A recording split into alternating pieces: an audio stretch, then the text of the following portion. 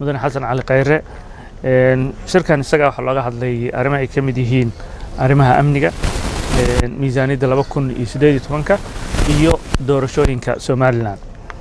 ugu horeyntii waxa warbixin laga dhageystay guddi heer wasiiraha loo xil saaray inay talo ka soo jeediyaan sidii loo dardargelin lahaa barnaamijka xasilinta ee magaalada Muqdisho si amniga iyo nabadeynta loo sugo loona dardargeliyo howlaha hay'adaha amniga guddigaas oo heer wasiir ka koobna oo muddo muxuu ahaa maalmo ku howlana waxay soo gudbiyeen warbixino iyo talooyin ku aadan talooyinkaas loo gudbin doono hay'adaha amniga si ay u dhaqangeliyaan talooyinkaas iyaga waxa ka mid ahaa kow in la isticmaalo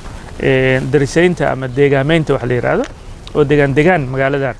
amnigiisa loo sugo in la hubiyo gaadiidka oo waliba waxa talo lagu soo jeediyay in loo sameeyo gaadiidkan magaalada Muqdisho taargooyin u gaar ah si loo ogaado baabuurta aan magaaladan ka diiwaan gashnay